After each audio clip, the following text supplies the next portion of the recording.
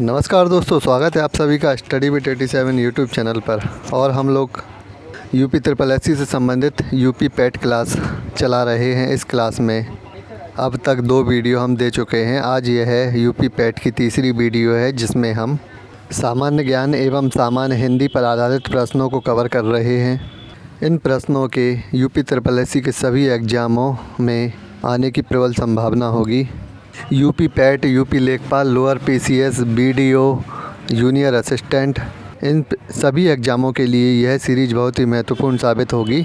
सामान्य ज्ञान के अंतर्गत हम इतिहास की तीनों शाखाएं भूगोल, राजनीति शास्त्र, विज्ञान, कंप्यूटर, उत्तर प्रदेश स्पेशल, इन सभी से संबंधित प्रश्नों को इस वीडियो में ले रहे हैं। ये शुरू करते हैं प्रश्नों की श्रृंखला। पहला प्रश्न हमारा इतिहास के आधुनिक भारत से लिया हुआ है। चटगांव शस्त्रागार लूटकांड का नेतृत्व किसके द्वारा किया गया? तो हमारे इतिहास में बहुत ही महत्वपूर्ण घटना है चटगांव शस्त्रागार लूटकांड की, जिसका नेतृत्व सूरसेन के द्वारा किया गया था। शिक्षक सूरसेन को मास्टर दा के नाम से भी जाना जाता है, याद रखिएगा। सूरसेन की गिनती भी महान क्रांतिकारियों में होती है। 18 अप्रैल 1930 को मास्टर दा सूरसेन ने अपने साथी गणेश घोष, लोकीनाथ, प्रीतिलता वाडेकर, अंबिका चक्रवर्ती, अनंत सिंह, हरि गोपाल के साथ चटगांव शस्त्रागार लूटकांड को अंजाम दिया था। इसके अलावा एक संगठन का भी इन्होंने गठन किया था, जिसका नाम था इंडियन रिपब्लिकन आर्मी। सूरसेन के विषय में बहुत ही अच्छी कहानी है इतिहास में, जिसे हम मास्टर वीडियो में कवर करेंगे। चलिए अभी देखते हैं अगला प्रश्न। अगला प्रश्न सामान्य हिंदी से लिया गया है। वह स्त्री जिसका पति परदेश से लौटा हो क्या कहलाती है? तो इस प्रकार की स्त्री को आगत पतिका के नाम से जाना जाता है। अनेक शब्दों का एक शब्द कहलाता है ये। इस प्रकार के और भी प्रश्न बनते हैं कि वह स्त्री जिसका पति आने वाला हो क्या कहलाती है? आगमयस्यत पतिका कहलाती है। वह स्त्री जिसका पति दूसरा विवाह कर ले अयोध्या कहलाती है। किसी पुरुष से प्रेम करने वाली कुंवारी स्त्री अनुडा कहलाती है। वह स्त्री जो अपने प्रेमी के वियोग में हो वियोगिनी कहलाती है। तो इस प्रकार के शब्द पूछे जाते हैं परीक्षाओं में, इन सभी के विषय में याद रखिएगा। चलिए देखते हैं अगला प्रश्न, भूगोल पर आधारित है। दक्षिण भारत की सबसे ऊंची चोटी कौन सी है? तो दक्षिण भारत की जो सबसे ऊंची चोटी है वह अन्नाईमुड़ी है। केरल में अन्नामलाई पर्वत श्रृंखला पर अन्नाईमुड़ी दक्षिण भारत की सबसे ऊंची चोटी है। तो याद रखिएगा कहाँ है, केरल में है और अन्नामलाई पर्वत श्रृंखला पर यह सबसे ऊंची चोटी है। जबकि दक्षिण भारत की दूसरी सबसे ऊंची चोटी जो है वह नीलगिरी पर्वत पर है, जिसका नाम है डोराबेटा चोटी, और इसकी स्थिति तमिलनाडु में है। तो यह भी याद रखिएगा। दोनों पर्वत श्रृंखलाओं की जो महत्वपूर्ण चोटियां हैं, ऊंची चोटियां हैं, इनके विषय में आपको याद रखना है। और नीलगिरी पर्वत के बारे में एक बात और भी याद रखिएगा कि पश्चिमी और पूर्वी जो घाट हैं उनको नीलगिरी पर्वत के द्वारा जोड़ा जाता है, या नीलगिरी इन घाटों की सीमा बनाती है। भारत के तटीय राज्यों पर आधारित भूगोल की सीरीज़ में हमारी एक वीडियो है जो बहुत ही महत्वपूर्ण है। उसको सीरीज में जाके आप ज़रूर देख लें, क्योंकि तटीय राज्यों पर भी आजकल प्रश्न बहुत पूछे जा रहे हैं।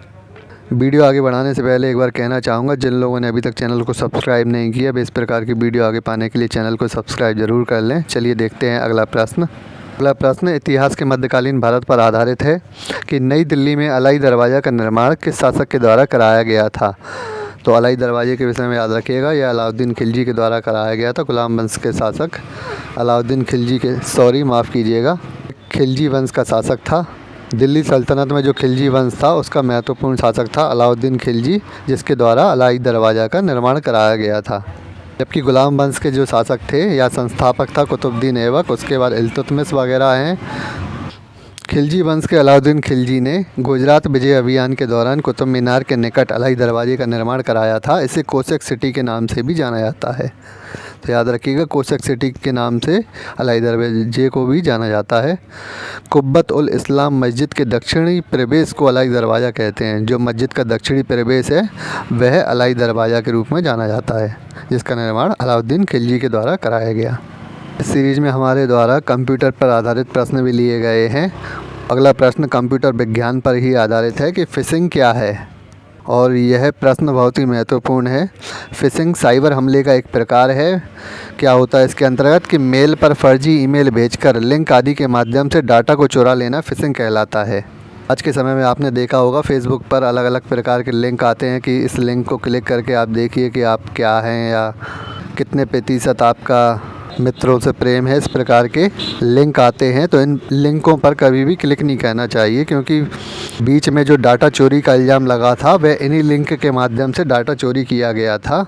याद रखिएगा, इस प्रकार का जो डाटा चोरी करने का साइबर हमला है यह फ़िशिंग के नाम से जाना जाता है। इसके अलावा कुछ और भी साइबर हमले हैं, जैसे रैनसमवेयर है, एक तरह की हैकिंग प्रणाली अथवा वायरस है जिसे किसी के सिस्टम में भेजकर उसकी फ़ाइल एवं डाटा को नष्ट कर दिया जाता है। इसमें डाटा को चुरा भी लिया जाता है और डाटा चुराने के आधार पर ब्लैकमेलिंग भी की जाती है या डाटा को नष्ट भी कर दिया जाता है, तो दोनों बातें हैं। इसके अलावा सोशल इंजीनियरिंग और मालवेयर भी साइबर हमलों के ही प्रकार हैं। बहुत ही महत्वपूर्ण प्रश्न है, इन सभी साइबर हमलों के बारे में याद रखिएगा। चलिए देखते हैं अगला प्रश्न, ऐहोल शिलालेख किसके द्वारा रचित है? तो बहुत ही महत्वपूर्ण प्रश्न है, कई बार पूछा भी गया है यूपी SSSC के एग्ज़ामों में और आगे भी आने की संभावनाएं हैं। तो ऐहोल शिलालेख जो है रवि कीर्ति के द्वारा लिखा गया है। रवि कीर्ति चालुक्य वंश के राजा पुलकेशिन द्वितीय के दरबार में था, जिसने पुलकेशिन द्वितीय के शासनकाल पर आधारित ऐहोल शिलालेख को लिखा है। चालुक्य एवं पल्लव वंश पर आधारित हमारी जो प्राचीन भारत की सीरीज़ है उसमें वीडियो हमने दी हुई हैं। इन वीडियो में जो भी महत्वपूर्ण प्रश्न इन टॉपिक्स पर आते हैं वे सभी दिए हुए हैं, जिन्हें आप जाकर चेक कर सकते हैं। चलिए अभी आगे जान लेते हैं इस विषय में और कि ऐहोल शिलालेख के अनुसार पुलकेशिन द्वितीय ने नर्मदा नदी के तट पर पल्लव वंश के शासक हर्षवर्धन को पराजित किया था। बाद में हर्षवर्धन के पुत्र के द्वारा पुलकेशिन द्वितीय को पराजित कर दिया गया था, वे आगे की घटना है। परंतु ऐहोल शिलालेख में यह जानकारी दी गई है कि पुलकेशिन द्वितीय जिसके दरबार में रवि कीर्ति था, तो उस पुलकेशिन द्वितीय ने नर्मदा नदी के तट पर पल्लव वंश के शासक हर्षवर्धन को पराजित किया था, तो याद रखिएगा। चलिए देखते हैं अगला प्रश्न, राजनीति शास्त्र संविधान पर आधारित है कि 42वां संविधान संशोधन किस आयोग की सिफारिश पर हुआ था? 42वां संविधान संशोधन बहुत ही महत्वपूर्ण है, अनेकों परीक्षाओं में इस पर प्रश्न बनता भी है। तो 42वें संविधान संशोधन के विषय में याद रखिएगा कि स्वर्ण सिंह आयोग की सिफारिश पर इस संविधान संशोधन को लागू किया गया था। और 42वें संविधान संशोधन को लघु संविधान भी कहा जाता है। इतना महत्वपूर्ण संशोधन है यह, इसे लघु संविधान की संज्ञा भी दी गई है। 1976 में यह लागू हुआ था। 1976 में यह संविधान संशोधन इंदिरा गांधी के कार्यकाल में हुआ था, उस समय वे प्रधानमंत्री थी। 42वें संविधान संशोधन के अंतर्गत ही संविधान की प्रस्तावना में पंथ निरपेक्ष, समाजवादी और अखंडता जैसे शब्दों को जोड़ा गया है। तो सभी महत्वपूर्ण पॉइंट थे। इसके अलावा एक बात और भी याद रखिएगा कि मौलिक कर्तव्यों को भी इसी संविधान संशोधन के द्वारा संविधान में जोड़ा गया है। चलिए अगला प्रश्न उत्तर प्रदेश स्पेशल से संबंधित है। उत्तर प्रदेश स्पेशल से संबंधित हमारी सीरीज भी चल रही है, जिसे आप चैनल की प्लेलिस्ट में जाके चेक कर सकते हैं, जिसमें यूपी से संबंधित सभी प्रश्नों को हमने 10 से 12 वीडियो में कवर किया है। पुरानी कुछ वीडियो चैनल पे इस प्रकार डली हुई हैं, जैसे कुछ पुरानी वीडियो में क्वालिटी ठीक नहीं है, परंतु आगे जो वीडियो हैं उनकी क्वालिटी बहुत अच्छी है, जिनसे आपको पढ़ने में मज़ा भी आएगा। चलिए अभी देखते हैं ये प्रश्न। उत्तर प्रदेश का प्रथम पक्षी विहार अभ्यारण्य कहाँ स्थित है? उत्तर प्रदेश का प्रथम पक्षी विहार अभ्यारण्य उन्नाव में स्थित है। और इस सबसे प्राचीन जो प्रथम पक्षी विहार अभ्यारण्य है इसका नाम है नवाबगंज, तो यह भी याद रखिएगा। उत्तर प्रदेश का प्रथम नवाबगंज पक्षी विहार अभ्यारण्य की स्थापना 1984 में उन्नाव में हुई थी। इसे चंद्रशेखर आज़ाद पक्षी विहार के नाम से भी जाना जाता है। तो इस प्रकार भी प्रश्न पूछा जा सकता है कि उत्तर प्रदेश का प्रथम पक्षी विहार अभ्यारण्य कौन सा है? तो ऑप्शन में नवाबगंज भी हो सकता है और चंद्रशेखर आज़ाद भी हो सकता है। दोनों नामों से इस पक्षी विहार अभ्यारण्य को याद रखना है। इसके अलावा उत्तर प्रदेश का सबसे बड़ा लाख बहोसी पक्षी विहार अभ्यारण्य फर्रुखाबाद में है और उत्तर प्रदेश का सबसे छोटा पटना पक्षी विहार अभ्यारण्य एटा में स्थित है। पटना इस पक्षी विहार अभ्यारण्य का नाम है जो एटा में स्थित है। तो बड़ा, छोटा और सबसे पहला, इन तीनों के विषय में याद रखिएगा, इन पर प्रश्न ज़रूर पूछा जाता है। चलिए आगे देखते हैं अगला प्रश्न। भारत में ईस्ट इंडिया कंपनी के व्यापारिक अधिकार किस एक्ट में समाप्त हुए थे? तो ये कुछ महत्वपूर्ण एक्ट हैं जो भारतीय राष्ट्रीय आंदोलन के समय में आए थे और जिन पर अक्सर प्रश्न पूछा जाता है।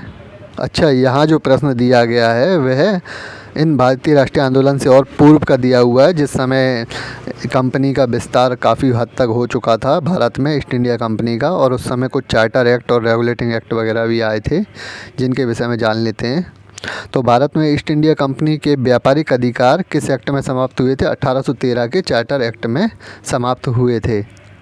1813 का जो चार्टर एक्ट है, इसकी जानकारी इस प्रकार है कि उस समय जो भारत में ईस्ट इंडिया कंपनी थी वे अपनी मनमानी करने लगी थी, और तब जाके ब्रिटेन की जो संसद है उसने ईस्ट इंडिया कंपनी के जो व्यापारिक अधिकार हैं उनको समाप्त कर दिया था, यानी कि ज़्यादातर व्यापार जो कंपनी ही कर सकती थी उनको बंद कर दिया था।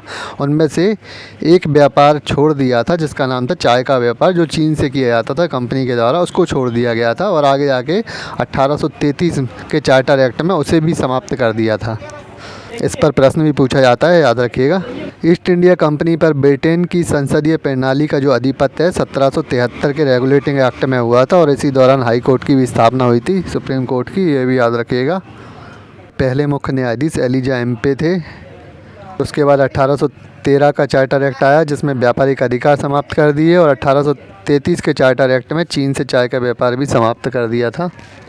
और फिर इसके बाद जो 1857 की क्रांति के बाद अधिनियम बना था, उस अधिनियम में इस अधिनियम में ईस्ट इंडिया कंपनी के सभी अधिकारों को समाप्त कर दिया गया था, यानी कि पूरी तरह से ईस्ट इंडिया कंपनी को कमज़ोर कर दिया गया था ब्रिटेन की संसदीय प्रणाली के द्वारा। रीज़न ये था कि 1857 की क्रांति जो है उसने पूरा ब्रिटेन को हिला के रख दिया था, और जब देश में इतनी बड़ी क्रांति हुई तो ब्रिटेन की जो संसद प्रणाली थी उसने इस कंपनी को कहीं ना कहीं इसके लिए जिम्मेदार ठहराया और इसके सारे अधिकारों को समाप्त कर दिया था। जब हमारी मास्टर सीरीज चलेगी इन चार्टर एक्ट पर आधारित, तो उनमें हम इन सबको विस्तार से कवर करेंगे। चलिए अभी देखते हैं अगला प्रश्न। भारत में कृष्ण अथवा काली क्रांति किससे संबंधित है? तो महत्वपूर्ण कुछ क्रांतियाँ हुई थी भारत में, सभी को मालूम है। हरित क्रांति है, उसके बाद श्वेत क्रांति है, और कृष्ण अथवा काली क्रांति, ये भी महत्वपूर्ण क्रांति है। ये पेट्रोलियम उत्पादों से संबंधित है। भारत में कृष्ण क्रांति के अंतर्गत एथेनॉल से पेट्रोलियम एवं बायोडीजल के उत्पादन में वृद्धि की गई। बाहर से जो पेट्रोलियम पदार्थ जो आयात किए जाते थे उनसे एथेनॉल को जोड़कर और अधिक वृद्धि की गई इन पदार्थों में। इसके अलावा रजत क्रांति अंडे के उत्पादन से संबंधित है। इस दौरान बेंगलुरु, मुंबई, भुवनेश्वर, दिल्ली और शिमला में 5 कुक्कुट फार्म भी खोले गए थे, यह भी याद रखिएगा। इसके बाद एक क्रांति और भी है, भूरी क्रांति, जिसका संबंध उर्वरक यानी फर्टिलाइज़र से संबंधित है। इसके अलावा हमारी जो ग्राम समाज विकास की जो सीरीज चल रही है उसमें मैंने क्रांतियों के विषय में विस्तार से बताया था। चलिए अभी इन 10 प्रश्नों के साथ ही वीडियो को समाप्त करते हैं। इस प्रकार की वीडियो आगे पाने के लिए चैनल को सब्सक्राइब ज़रूर कर लें, और वीडियो पसंद आती है तो लाइक कमेंट भी ज़रूर करें। धन्यवाद।